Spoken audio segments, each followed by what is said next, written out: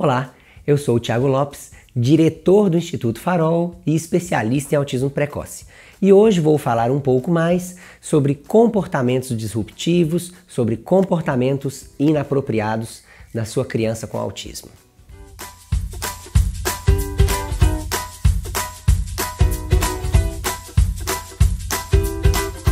No nosso canal do Instituto Farol, nós já temos uma série sobre gestão de comportamentos inapropriados.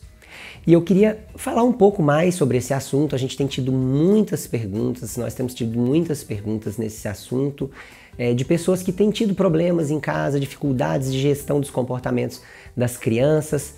E eu tenho visto muito com crianças típicas também, muitas vezes com as crianças que a gente está trabalhando e que a gente faz parzinho, e coloca uma criança com autismo com uma criança típica, muitas vezes a criança típica está dando mais trabalho do que a criança com autismo, porque tem pouco controle instrutivo, porque nega muito, porque se opõe às atividades, enfim. Mas é um assunto muito importante, eu acho que a gente tem que discutir, e eu acho que eu gostaria de trazer hoje algumas informações para que a gente pudesse pensar um pouco melhor e se capacitar um pouco mais para a gestão de comportamentos inapropriados. Então, para você que ainda não assistiu a série aqui que está no canal, os links vão estar aqui na descrição, eu recomendo fortemente. Mas eu queria começar explicando a relevância de se trabalhar a gestão de comportamentos inapropriados. A maioria das crianças que iniciam tratamento e que tiveram um diagnóstico de transtorno do espectro do autismo apresentam comportamentos inapropriados significativos. O que são esses comportamentos disruptivos ou inapropriados?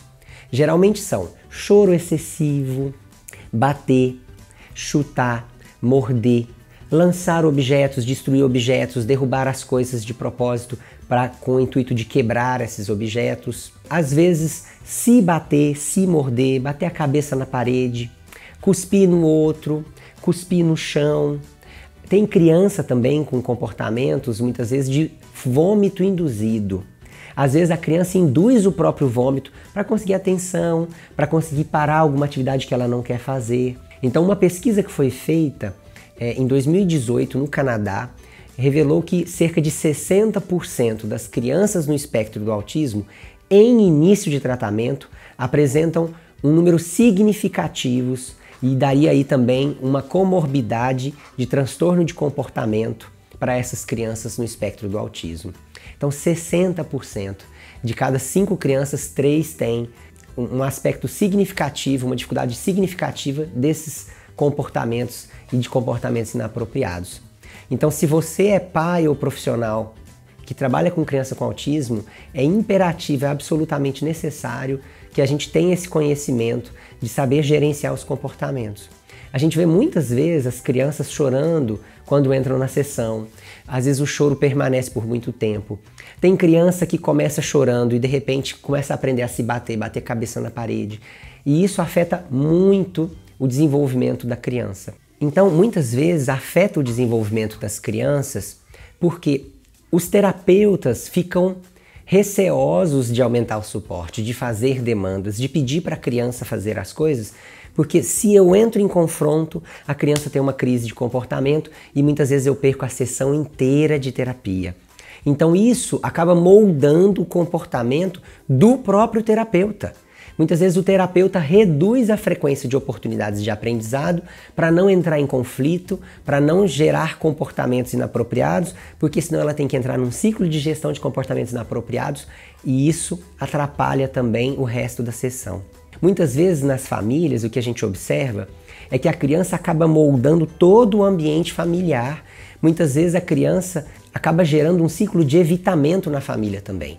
Muitas vezes as pessoas têm medo de tirar a criança da televisão, medo de dar o iPad porque se eu der depois tem que tirar e ela vai chorar, medo de pedir para sentar na mesa para comer junto com a família, fica com receio de brincar porque às vezes a criança fica brava porque eu não brinco do jeito dela.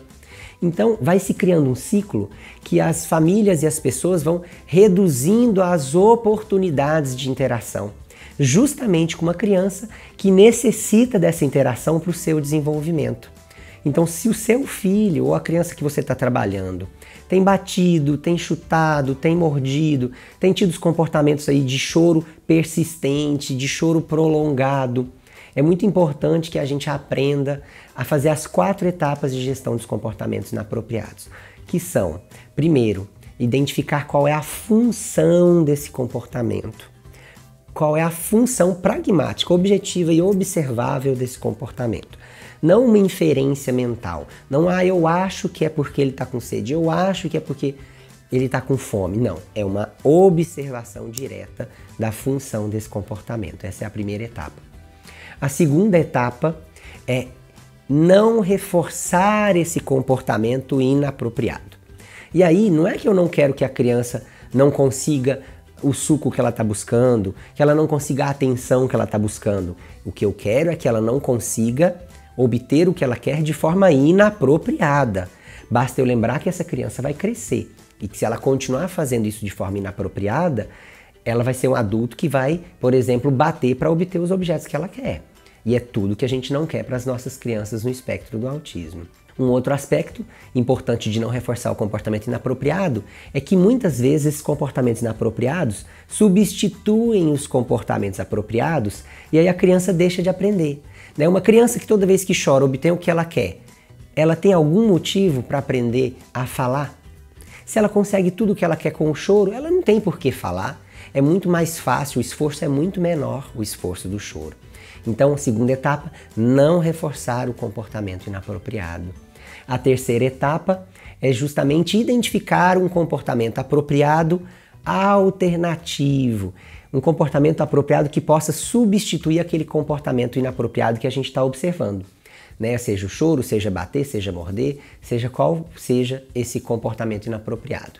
E a quarta etapa é justamente ensinar esse novo comportamento num contexto em que a gente garanta que a criança vai substituir o comportamento inapropriado para a mesma função.